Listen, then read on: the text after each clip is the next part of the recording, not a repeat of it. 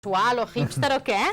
Gràcies. Vaig a prendre'm una cervesa amb el Sergio Esteve de Locatamos. Bon dia, Sergio. Bon dia. Com estàs? He guardat la destral aquí sota, jo. Sí, tu també portes? Sí, porto destral sempre. No seria, No seria el perfil, que no? Aquí em sembla que sí, molta barba, el que dèiem abans, però cap dels nostres companys entrarien dintre de la categoria. Què ens portes avui a veure? Doncs mira, avui us porto una cosa que jo crec que revolucionarà una miqueta el mercat i dic, mira, anem a ser els primers a parlar-ne perquè crec que és una cosa molt interessant. Molt bé. Tothom té molt associat que sí, que és veritat que els nostres pares o els nostres avis, quan bevien una copeta de vi o bevien un vi, normalment el vi que es bevia fa uns 30, 40, 50 anys potser era un vi a granel, un vi d'una qualitat X, vull dir que era un vi correctet, però no era massa bo. I com es solia prendre normalment el vi? Allò típic de posa'm un xatet de vi o posa'm un gotet de vi. I com era aquell got de vi normalment? Primet i petit, no? Sí, era un gotet que passava, vull dir, no era un gotet especial. En canvi, últimament, tu quan et prens una copa de vi, encara que sigui un vi per copes, què et porten normalment ja? La copa aquella, balons... Una copa Ri, una copa aquestes de qualitat... Anaves a dir la marca, no? Sí, no. Una copa que sigui prima, de molt bona qualitat, que tingui un gran espai, que tingui un gran volum. Per què? Perquè el que volem és mimar el producte per poder-lo gaudir al 100%. Clar. Perquè si tu et prens, si tu agafes una ampolla de vi i te la veus a gallet, a part que queda horrorosament fatal i sempre és el borratxo del barri, però a part d'això què passa? Que et perds... No la degustes igual, evidentment. Et perds el 80 o el 90% de les qualitats del vi. Igual que si te'l prens a mala temperatura o te'l prens amb un got d'aquests grossos i de mala qualitat. És el que dèiem, com si podem fer la comparació amb el gin tònic i el got de tub, no? El got de tub, sí, aquella forma horrorosa. Doncs fa molt poc, tot i que està molt associat la cultura de cervesa i del seu got. Això, si vols, t'ho explico perquè és una cosa molt simpàtica. Sí, i tant. Tu imagina't que tu em veus a mi prenent una cervesa amb un got. Un got qualsevol. Agafa aquest got, que aquest està serigrafiat, però imagina't que no es portés cap serigrafia. Jo m'estic prenent una cervesa aquí. La meva pregunta és, tu, quina cervesa m'estic bevent? No ho sé. Clar, tu diries... Home, pel color, podria dir si és negra o és rossa, però hi ha poca cosa més, clar. Sí, i dintre de les rosses quina és, o dintre de les negres quina és. No, aquí ja no. Llavors els fabricants de cervesa, que són molt llestos, van fer o van estipular una cosa que, clar, els hi juga molt a favor seu, però molt en contra del local on et prens la cervesa, que és dir, no, és que la meva cervesa s'ha de prendre amb el meu got propietari, és a dir, jo faig un disseny de got i si vols prendre't una X, te l'has de prendre en aquest got. Això ho estan fent ja? Bueno, això, de fet, a Bèlgica és molt habitual que vagis a un local i que tu demanis, per exemple, em deies abans una Quack. Sí, perquè he estat mirant i veia que aquesta cervesa concretament s'ha de prendre amb un tipus de got en concret. Sí. Bueno, ells tenen un got que és com una flauta doble, és una cosa així, que té com una doble... A Mèxic es veu un got similar que és la llarda, que és aquest got que quan vas a un mexicà et posen un got així amb una peana de fusta. Amb la fusta, sí. Sí. Això és meitat màrqueting, meitat producte. És a dir, tu el que volen fer els fabricants, és la meva intuïció, que crec que és una intuïció que està molt ben dirigida, és que, clar, tu, igual que quan parlàvem al gin tònic de ficar-li el cogombre perquè la gent begués el cogombre perquè diguen, t'estàs prenent una no sé què, o beguessin un tros de regalèssia, o beguessin un ingredient diferencial, o una cosa diferencial, que portés a la comunitat a saber el que estàs prenent, en el cas de la cervesa és obvi. És a dir, si tu poses un got cervesa X, tu dius, mira, s'està prenent una cervesa d'això. Llavors, el got té una doble vessant. Moltes vegades els fabricants trien el got per ressalçar les característiques del producte, però de vegades el trien per tapar les males virtuts del producte. Ah, sí? Sí, també. O sigui, és una doble vessant. Hi ha com trampa aquí, Sí, és un tema més marketingià, és a dir, mira, s'està prenent una Quack, la Tuti. Doncs jo també, perquè com vull ser com ella, vull fer l'Amber també, no? M'agrada el seu estil, m'agrada el que... Crea tendència, doncs jo, me too, no? Jo també, no? Aquesta és una miqueta la idea, no?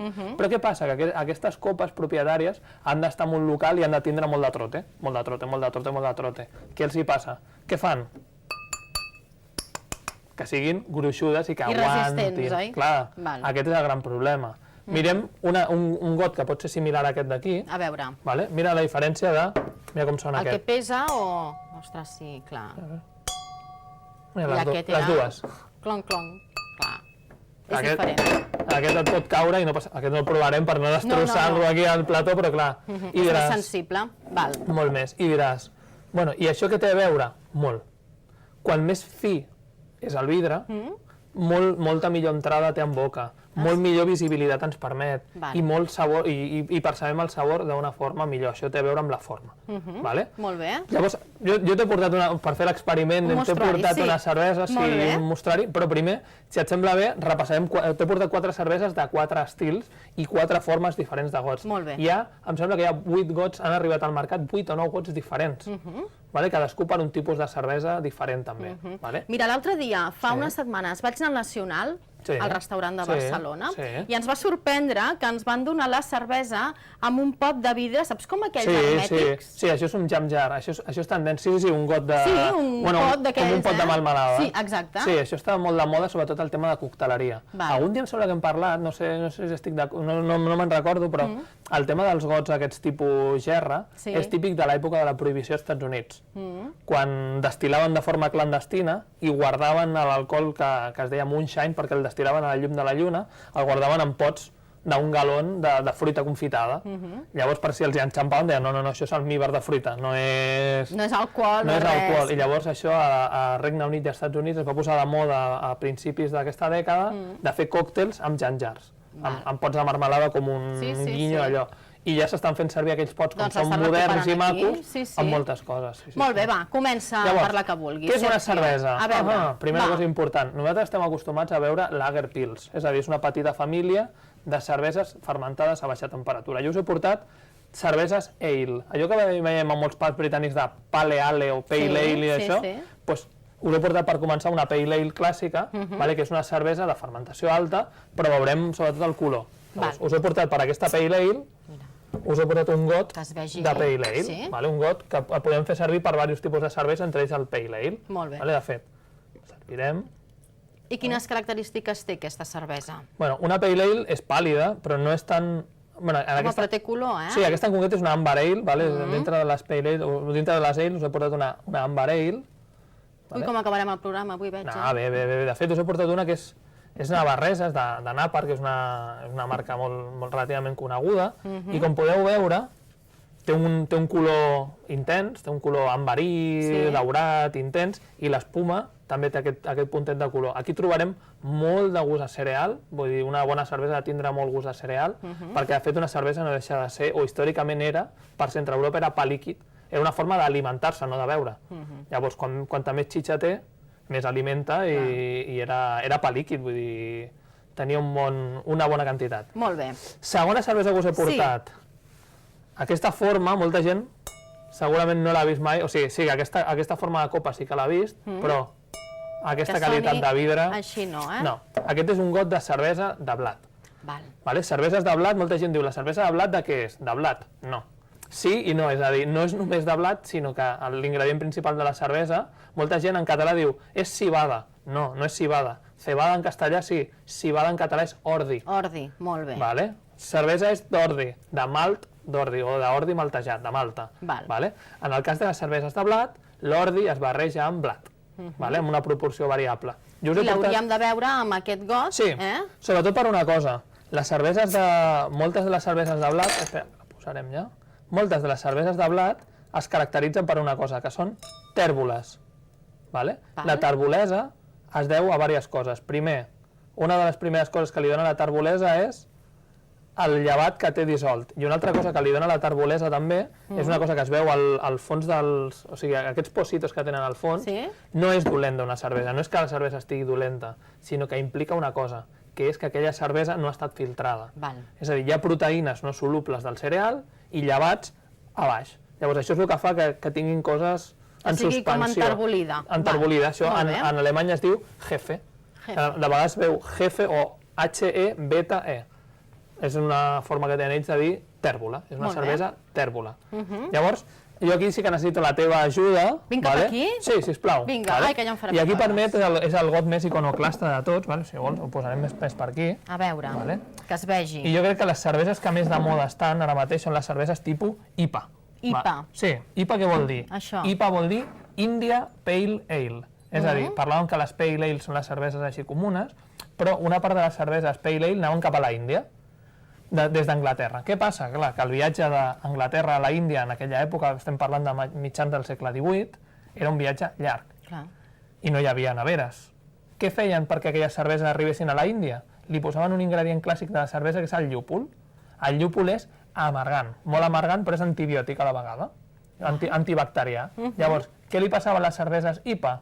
Que portaven molt antibacterià perquè agafessin i duressin tot el camí. Es conservessin bé. Exacte. Molt bé. Llavors, per això, avui en dia es parla de les IPAs com les cerveses extra amargues. I aquesta serà amargant? Sí, sí. El que passa és que farem un experiment. A veure, el faré jo, l'experiment. Sí, i t'he portat un got especial per IPAs. També, lògicament... Sona molt bé, i aquest ja... Prova aquí de fer la diferència. Les dues. Sona got de nocilla, aquells que et donaven tota la vida, i aquest, prova, ja veuràs com fa el ping... Però agafa per sota i... A mi no em... Ara. Molt bé. Perfecte. Llavors, provarem, perquè no hi hagi trampa. Mira, t'he portat el got, que el propi fabricant, això és una empresa de Cantàbria que es diu Dougal, que fan unes cerveses molt bones, artesanes, i t'he portat el got que ells regalen. Aquest és el que seria l'oficial, eh? Sí, la seva marca et dona aquest got, i jo t'he portat un got d'IPAs, especial per aquesta mateixa cervesa. Molt bé. Servirem aproximadament la meitat en els dos gots. Però els que... Clar, aquest dius que és el que donen en el...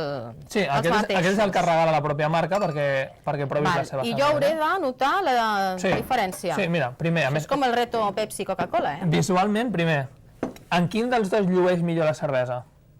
Home, aquí perquè fa aquesta cosa així, i no només això, sinó que... Es veuen les bombolles... I no només això, sinó que el vidre, al ser molt més prim, es veu perfectament el color de la cervesa. Aquí, tot i que no estessin aquestes marques, es veu com més fosc. Podria ser qualsevol altra cervesa, vols dir? Exacte, i no s'aprecia bé. En nas, a veure què et sembla en nas. En nas, primer quin, aquest té una forma... Jo començaria pel... Sí, pel... En nas, què trobes? És intens, el nas, segurament, o no? Notes de cítrics? Totalment. Aranja, que és el pomelo... Sí, senyor. Sí, això és pel tipus de llúpol que li posen, que és un llúpol molt aromàtic. Sí. Prova el mateix amb aquest got, a veure què et sembla. Sort que tinc un bon nas. No tant.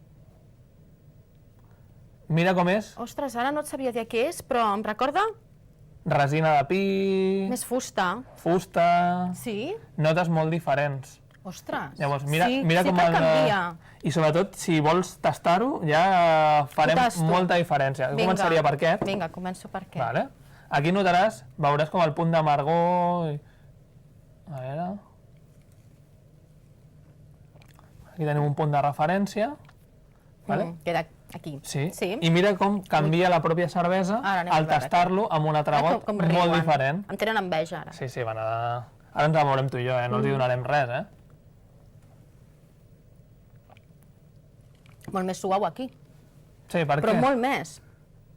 És radicalment diferent, canvia, primer, per la forma que té el got, és a dir, aquest got et concentra els aromes, segon, aquest got també et permet que el contacte de la cervesa, que la cervesa t'entra en un angle a la boca i sigui un... No notes tanta amargor, és veritat. I notes més els detalls i els puntets diferencials. Sergio, hem de marxar, ens posen ja la sintonia. Ens n'ha quedat una. Bueno, si vols... Ho recuperem? Sí, ho recuperem per... Parlem més de cerveses, d'altres tipus, et sembla? Com tenim 7 gots, podem tirar més endavant i fer més coses. I enhorabona, gràcies. Que ha estat pare. En Sergio us ho deia abans de Nadal, doncs ja ha estat pare, ja tenim aquí aquests dos bessons. El dia després que vaig estar aquí. El dia després d'aquí, mira, va fer, allò...